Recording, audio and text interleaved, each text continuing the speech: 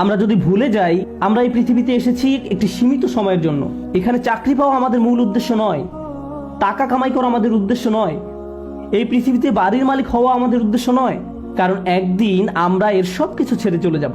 এই দুনিয়াতে আমাদের উদ্দেশ্য হলো ভালো কিছু করা, আমাদের নিজেদের জন্য ভালো কিছু করা এবং এমন ভালো কিছু পেছনে রেখে যাওয়া যা আমাদের মৃত্যুর পরেও কাজে লাগবে। এই উদ্দেশ্যে আমাদের এই দুনিয়াতে রাখা হয়েছে। এই ব্যাপারটা যদি আপনার মাথায় থাকে তাহলে আপনার শিক্ষা যদি আপনাকে ভালো কিছু করার দিকে নিয়ে যায়, আপনার বাড়ি যদি আপনাকে ভালো কিছু করতে সাহায্য করে, আপনার গাড়ি আপনাকে ভালো কিছু করার দিকে নিয়ে যায়, তাহলে এগুলোর একটি উদ্দেশ্য আছে। এগুলো নিজে উদ্দেশ্য নয়, কিন্তু শয়তান এগুলোকেই আপনার উদ্দেশ্য বানিয়ে ফেলতে চায়। ভাই, আমার লক্ষ্য হলো অমুক অমুক মডেলের গাড়ির মালিক হওয়া, আমি বুঝে গেছি এটাই আমার লক্ষ্য। এটা আসলে কোনো লক্ষ্য নয়, এটা একটা বস্তুগত জিনিস মাত্র। আর এই জিনিসটি শেষ হতে শুধু একটি অ্যাক্সিডেন্টই যথেষ্ট। যে বাড়িটি নিয়ে আপনি এত বেশি মগ্ন হয়ে আছেন, শুধু একটি ভূমিকম্প এটি ধ্বংস করে দেওয়ার জন্য যথেষ্ট। একবার আগুন লাগলেই শেষ।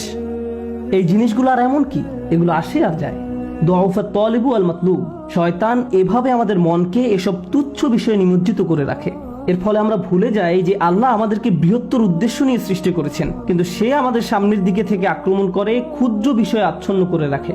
ফলে আমরা আমাদের সৃষ্টির উদ্দেশ্যের কথা ভুলে যাই। শয়তানের সামনের দিক থেকে আক্রমণ করা নিয়ে সর্বশেষ যে কথাটি বলতে চাই, আপনাদের অনেকের কপালে হয়তো সামনে অনেক টাকা আছে, আবার কারো কারোর জন্য জীবন হয়তো অনেক বড় বড় চ্যালেঞ্জ অপেক্ষা করছে, আল্লাহ জানেন। কারো কারো জীবন হয়তো অনেক সুখ অপেক্ষা করছে, আল্লাহ জানেন, আমরা জানি না।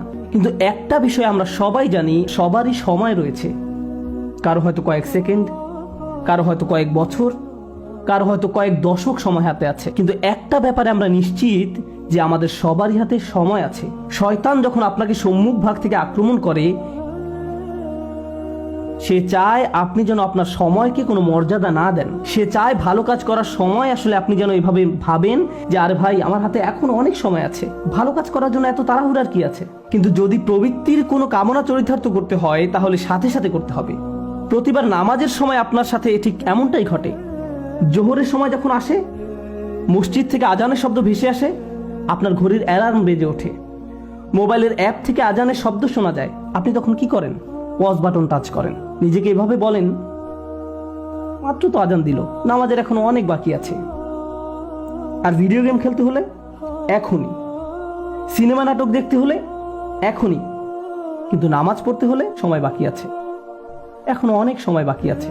ভার্সিটিতে ক্লাসের ফাঁকে যদি আপনি কিছুটা সময় পেয়ে থাকেন, ব্যাগে কোরআন আছে, তখন ইচ্ছা করলে ব্যাগ খুলে কোরআন পড়তে পারেন। পরে, এখন না, আমি তো পড়বো কিন্তু এখন না। কিন্তু যে কোনো তুচ্ছ, অর্থহীন, বাজে কাজ ফেসবুক বা ইনস্টাগ্রামে স্ক্রল করতে করতে কখন যে 30-40 মিনিট পার করে দেন টেরই পান না। এমনকি ক্লাসের জন্য কখনো কখনো দেরি হয়ে যায়।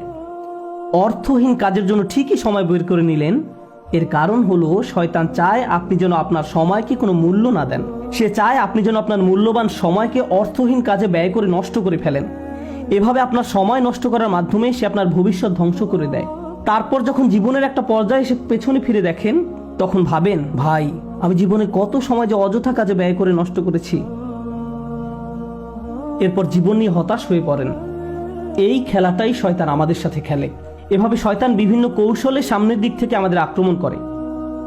আমি আল্লাহর কাছে দোয়া করছি, আল্লাহ যেন আমাদেরকে এইসব আক্রমণ থেকে সতর্ক থাকার তৌফিক দান করেন, এবং আল্লাহ আজ্জা ওয়া জাল্লা কখনো যেন আমাদের সেসব লোকদের অন্তর্ভুক্ত না করেন যারা বাস্তবতাকে তার প্রকৃত রূপে চিনতে ব্যর্থ হয়। রাসূলুল্লাহ সাল্লাল্লাহু আলাইহি ওয়াসাল্লাম বলছেন, ও আল্লাহ, আমি চাই আপনি আমাকে বাস্তব বিষয়সমূহ আসলেই যেমন তেমন ভাবেই দেখান। এটা আমার শেষ উপদেশ। কিভাবে আমরা শয়তানের এই আক্রমণগুলো মোকাবেলা করব? প্রথমে এগুলো শনাক্ত করতে হবে, তারপর আমাকে আপনাকে ক্রমাগত বাস্তব বিষয়গুলোর প্রকৃত রূপ খতিয়ে দেখতে হবে। আমাদের মোবাইলের অ্যাপগুলো চালাতে গেলে আমরা শুধু ইউজার ইন্টারফেস যেমন গ্রাফিক্স, মেনু ইত্যাদি দেখতে পারি, কিন্তু এগুলো আসলে প্রকৃত অ্যাপ নয়। এর পেছনে সোর্স কোড আছে, আপনি সেই কোড দেখতে পান না, আপনি শুধু ফ্রন্ট এন্ড দেখতে পান।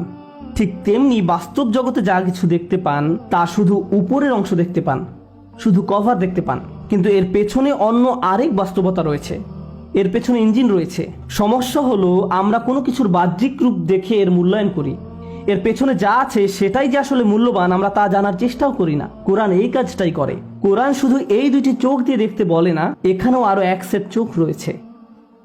লাহুম আয়ুনুন লা ইউবসিরুনা বিহা, তাদের চোখ রয়েছে কিন্তু তা দ্বারা তারা দেখে না, অর্থাৎ তারা আসল রূপ দেখে না, তারা শুধু বাহ্যিক ব্যাপারটা দেখে। আমাদেরকে অন্তর্চক্ষু দিয়ে তাকাতে হবে যা প্রকৃত রূপ দেখতে পারে। যদি এমনটা করতে পারেন তাহলে যেভাবে আপনি সময় ব্যয় করেন, বিভিন্ন বিষয় নিয়ে চিন্তা করেন, বিভিন্ন জিনিসের মূল্য দিয়ে থাকেন, বিভিন্ন জিনিসকে গুরুত্ব দিয়ে থাকেন, তার সবকিছুই পরিবর্তিত হতে শুরু করবে। কারণ দিন শেষে আল্লাহর সাথে সাক্ষাৎ করার পূর্বে আমাদের হাতে জীবনের যে অংশটুকু বাকি আছে তার মূল ব্যাপার হলো ইউনাব্বাউল ইনসানু ইয়াউমাইযিন বিমা কদ্দামা ওয়া আখার। কিয়ামতের দিন মানুষকে জিজ্ঞাসা করা হবে কোনটাকে তুমি প্রাথমিক পর্যায়ে গুরুত্ব দিয়েছো আর কোন ব্যাপারটাকে দ্বিতীয় পর্যায়ভুক্ত মনে করেছো। সবকিছুর মূল কথা এটাই, আমি আপনি যত সিদ্ধান্ত নিয়েছি তাতে কোনটাকে প্রায়োরিটি দিয়েছি আর কোনটাকে ফেলে রেখেছি। আর শয়তান এখানেই ঝামেলা তৈরি করতে চায়। সে আমাদেরকে ভুল ব্যাপারে অগ্রাধিকার দিতে প্ররোচিত করে। সে চাইবে আমরা যেন সত্যিকারের গুরুত্বপূর্ণ কাজটা ফেলে রাখি। আমরা দোয়া করি আল্লাহ যেন আমাদেরকে সেসব মানুষের অন্তর্ভুক্ত করেন যারা কাজের ক্ষেত্রে সঠিক অগ্রাধিকার নিশ্চিত করতে পারে, এবং শয়তানের কুমন্ত্রণা যেন আমাদেরকে আমাদের উদ্দেশ্য থেকে বিচ্যুত করে না দেয়। বারাকাল্লাহু লি ওয়া লাকুম ফিল কুরআনিল হাকিম ওয়া নাফা'নি ওয়া